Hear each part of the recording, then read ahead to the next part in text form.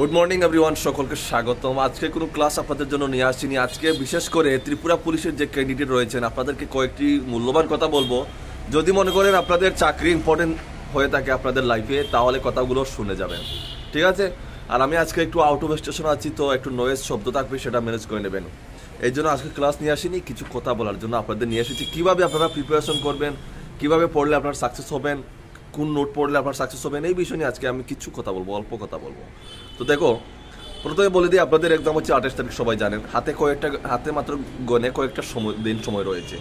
এই কয়েকটা দিন যদি আপনারা আপনাদের ফিউচারের সারা জীবনের কথা ভেবে এই কয়েকটা দিনকে আপনারা আপনাদের যতটুকু সম্ভব সে দিয়ে আপনারা যদি প্রস্তুতি নিতে পারেন, আপনাদের কাছ থেকে চাকরি কেউ কেড়ে নিতে পারবে না। এখন অনেকে মানে প্রিপারেশন করছেন, মানে একদম বুঝতে পারছেন না কীভাবে প্রিপারেশন করতে হবে। আমি ইউটিউবে দেখি, মানে অনেকে প্রশ্ন করেন বা করেন আপনারা যে ত্রিপুরা পুলিশের রিলেটেড প্রশ্ন আপনারা বেশি চান। আপনাদেরকে একটা কথা বলে দেই, ত্রিপুরা পুলিশের পরীক্ষা হচ্ছে তার মানে এই না যে শুধু ত্রিপুরা পুলিশেরই প্রশ্ন থাকবে। মানে এইসব আপনাদেরকে বুঝে বুঝে পড়তে হবে। ক্লিয়ারলি আপনাদের সিলেবাসে কী দেওয়া আছে সেটা আপনাদেরকে বুঝতে হবে। আর ত্রিপুরাতে তো বর্তমানে এখন নোটস দেওয়ার মানুষের অভাব নেই, মানে যে পারছে সেই নোট দিচ্ছে। হ্যাঁ, নোট সেই নিয়ে আমি কোনো কথা বলবো না। আপনাদের যেখান থেকে খুশি সেখান থেকে নোট নেবেন।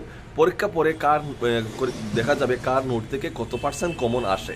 কিন্তু দুঃখ লাগে এটাই, মানুষ শুধু বলতে পারে না আমিও তো নোট সেল করি। হ্যাঁ, আমিও নোট সেল করি, কিন্তু মানুষ এতটা নিচে নেমে গেছে যে মানুষ সুযোগের ফায়দা উঠিয়ে, হ্যাঁ, নোটসের প্রাইস বাড়িয়ে সব কিছু করিয়ে, মানে এরকম করিয়ে মানে মানুষের ফিউচারের সাথে খেলা হচ্ছে।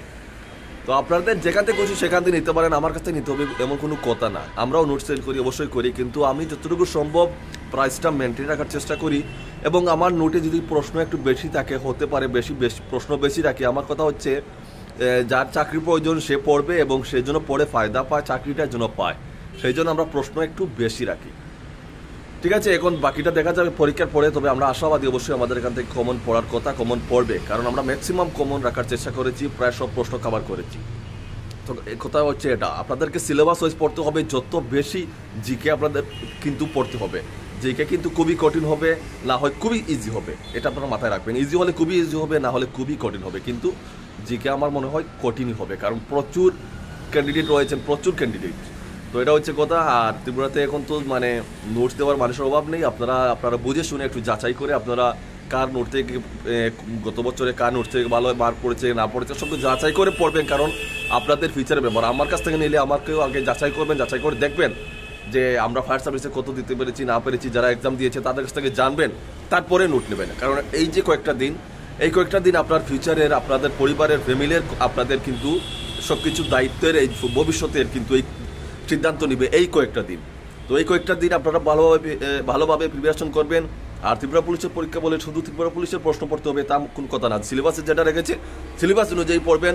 যেগুলো রেখেছে আমরা যেগুলো নোট দিচ্ছি সম্পূর্ণ সিলেবাস ওয়াইজ রেখেছি। রিজনিং, ম্যাথমেটিক্স আপনারা বাড়িতে বসে যত বেশি প্র্যাকটিস করবেন তত ভালো। আমি নিয়ম কয়েকটা দেখিয়ে দিয়েছি। আর রিজনিং আর আপনাদের ম্যাথমেটিক্স আপনারা যদি অলরেডি আপনাদের কাছে কোনো বই থেকে থাকে বা অলরেডি নিয়ে নিয়েছেন, আবার কোনো কারো কাছ থেকে নেওয়ার কোনো প্রয়োজন নেই। রিজনিং, ম্যাথমেটিক্স সবই সেম, আপনারা শুধু বাড়িতে বসে প্র্যাকটিস করবেন। আর জিকে বেশি বেশি করে পড়বেন, বারবার বলছি। হ্যাঁ, আর আমরা একটা নোট বানিয়েছি শর্ট গাইড জিকে, শুধু জিকে, এটা নিয়ে পড়তে পারেন। আর যারা ফুল সিলেবাস নেননি সেটাও নিতে পারেন, তবে আপনাদের ইচ্ছা, যদি আপনাদের ভালো লাগে আমাদের কাছে নিতে তাহলে নেবেন। তো এটাই বলার ছিল বন্ধুরা। এই কয়েকটা দিন আপনারা নিজেদের লাইফের বেস্ট দিন মনে করে আপনারা সময় দেবেন, পরীক্ষার জন্য প্রিপারেশন করবেন এবং ফিউচারের জন্য, চাকরিটার জন্য পান সেইভাবেই প্রিপারেশন নেবেন, কারণ এই সুযোগ আর আসবে না, ঠিক আছে? সবাই ভালো থাকবেন, সুস্থ থাকবেন। জয় হিন্দ।